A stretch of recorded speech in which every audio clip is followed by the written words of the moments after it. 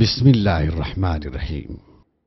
اور جب میں بیمار ہوتا ہوں تو وہ مجھے شفا دیتا ہے۔ القرآن۔ بہترین علاج جسے تم کرتے ہو حجامہ لگانا ہے۔ صحیح بخاری شریف۔ الحجامہ، حجامہ علاج بھی سنت بھی۔ حجامہ لگانا آپ صلی اللہ علیہ وسلم کی سنت ہے اور ایک بہترین علاج بھی ہے۔ رسول اللہ صلی اللہ علیہ وسلم نے خود حجامہ لگوایا اور دوسروں کو ترغیب دی۔ امام بخاری رحمۃ اللہ علیہ نے اپنی صحیح میں حجامہ پر 5 ابواب لائے ہیں۔ رسول اللہ صلی اللہ علیہ وسلم جب معراج پر تشریف لے گئے تو ملائکہ نے ان سے عرض کیا کہ اپنی امت سے کہیں کہ وہ حجامہ کروائیں۔ حجامہ ایک قدیم علاج ہے جو کہ بہت مفید ہے۔ یہ گرم اور سرد دونوں علاقوں میں مفید ہے۔ چین کا یہ قومی علاج ہے اور پورے چین میں یہ علاج کیا جاتا ہے۔ یہ عرب ملکوں کے علاوہ جنوب مشرقی ایشیا کے ملکوں میں بھی رائج ہے۔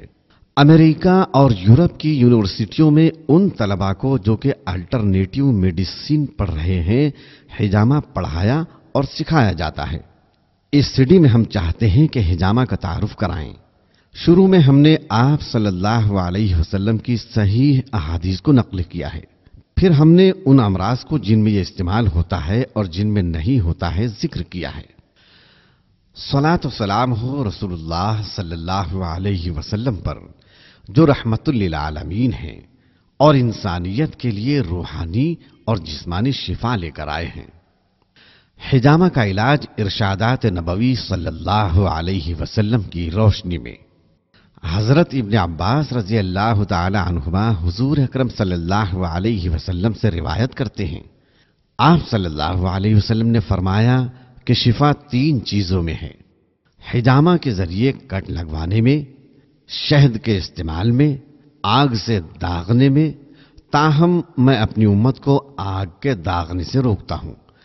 حضرت جابر رضی اللہ عنہ حضور صلی اللہ علیہ وسلم سے روایت کرتے ہیں کہ آپ صلی اللہ علیہ وسلم نے فرمایا کہ اگر تمہاری دواؤں میں سے کسی دوا میں شفا موجود ہے تو حجامہ کے ذریعے کٹ لگانے میں ہے، یا شہد کے استعمال میں، یا پھر آگ سے داغنے میں، بشرطے کہ یہ داغنا اس مرض کو راست آ جائے، لیکن میں آگ سے داغنے کو پسند نہیں کرتا۔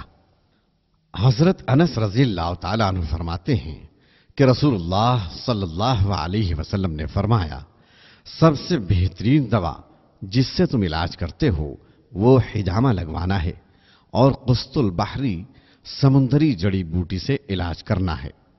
حضرت جابر رضی اللہ عنہ نے حضرت مقنع رضی اللہ تعالی عنہ کی عیادت کی اور فرمایا کہ جب تک تم حجامہ نہ لگوا لو میں واپس نہیں جاؤں گا، اس لیے کہ میں نے نبی اکرم صلی اللہ علیہ وسلم سے سنا ہے کہ حجامہ لگوانے میں شفا ہے۔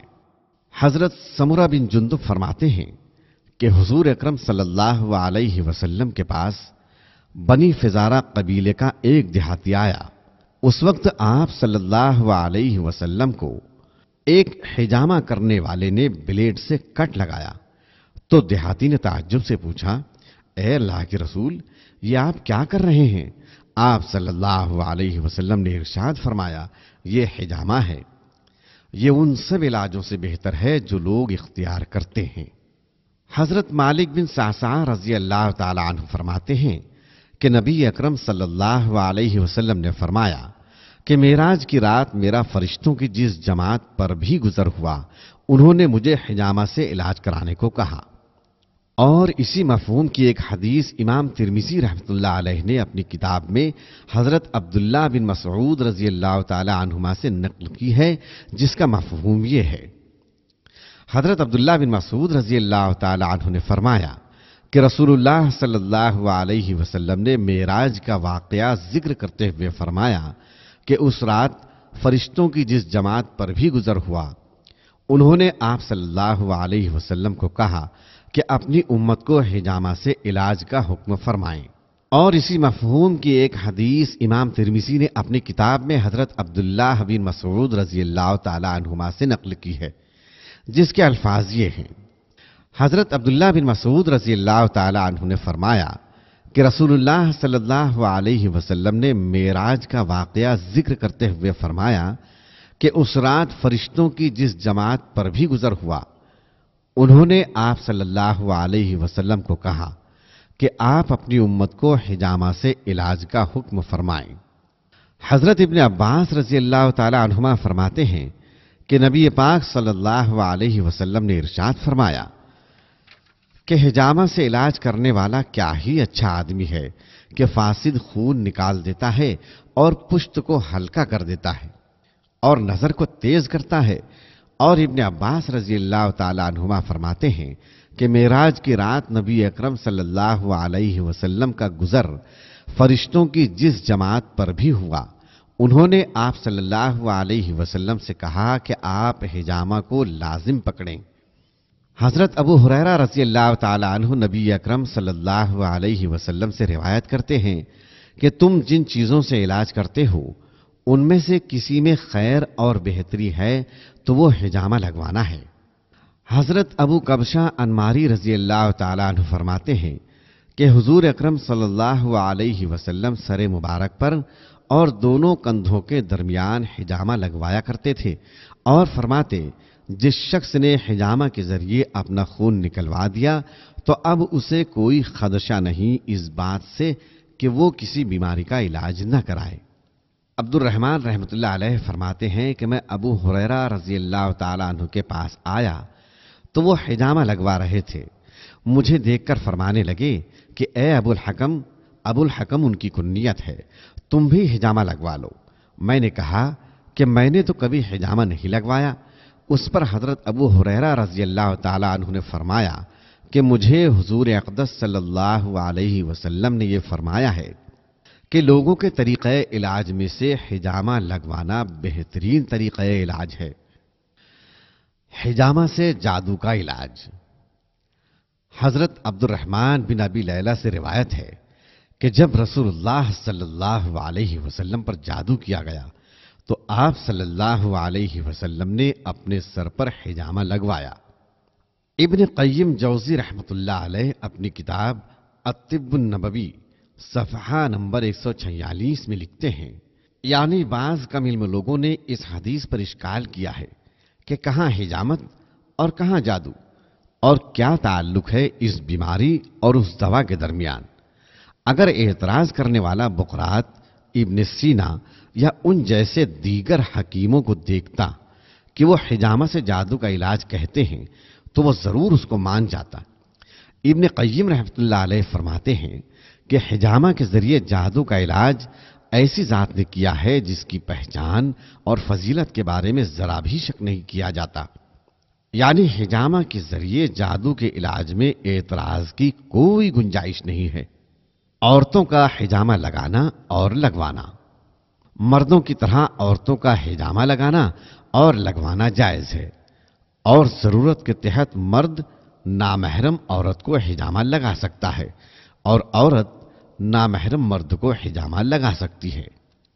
حضرت جابر رضی اللہ تعالی عنہ سے روایت ہے کہ ام المومنین حضرت ام سلمہ رضی اللہ تعالی عنہا نے رسول اللہ صلی اللہ علیہ وسلم سے حجامت یعنی حجامہ لگوانے کی اجازت چاہی تو آپ صلی اللہ علیہ وسلم نے ابو طیبہ کو حکم فرمایا کہ وہ حضرت ام سلمہ رضی اللہ تعالی عنہا کو حجامہ لگائے۔ راوی کہتے ہیں کہ میرا خیال ہے ابو طیبہ نے کہا کہ وہ ام المومنین حضرت ام سلمہ رضی اللہ تعالی عنہا کے رضائی بھائی ہیں یا وہ نابالغ تھے۔ ضرورت کے تحت عورت کے لیے نامحرم مردوں کا علاج معالجہ کرنا اور اسی طرح مردوں کے لیے نامحرم عورتوں کا علاج معالجہ کرنا جائز ہے۔ بخاری کی درج ذیل روایت سے اس کے جواز کا ثبوت ملتا ہے۔ حضرت ربیع بن معوذ بن عفراء رضی اللہ تعالی عنہ فرماتی ہیں کہ ہم خواتین ایک غزوے میں رسول اللہ صلی اللہ علیہ وسلم کے ساتھ تھیں۔ صحابہ کرام کو پانی پلاتی تھیں اور ان کی خدمت کرتی تھیں اور شہداء اور زخمیوں کو واپس مدینے لے آتی تھیں۔ حافظ ابن حجر رحمۃ اللہ علیہ نے فتح الباری جلد نمبر 10 صفحہ نمبر 111 میں فرمایا کہ مذکورہ حدیث ونداوی الجرح ونرد القتل، یعنی ہم زخمیوں کا علاج اور شہداء کو مدینے لے آتی تھیں، کہ الفاظ سے بھی وارد ہوئی ہے۔ اس حدیث سے عورتوں کے لیے مردوں کے علاج کا جواز ثابت ہوتا ہے، تاہم مردوں کے لیے نامحرم عورتوں کا علاج معالجہ اس حدیث پر قیاس کرتے ہوئے ثابت کیا جائے گا۔ مسئلہ یہ ہے کہ ضرورت کے وقت نامحرم مرد یا عورت کا علاج معالجہ جائز ہے، اور ضرورت کے وقت نامحرم مرد یا نامحرم عورت کا دیکھنا اور ہاتھ لگانا جائز ہے، شرعی عذر کے بغیر حرام ہے۔ حجامہ ان تاریخوں میں لگانا چاہیے۔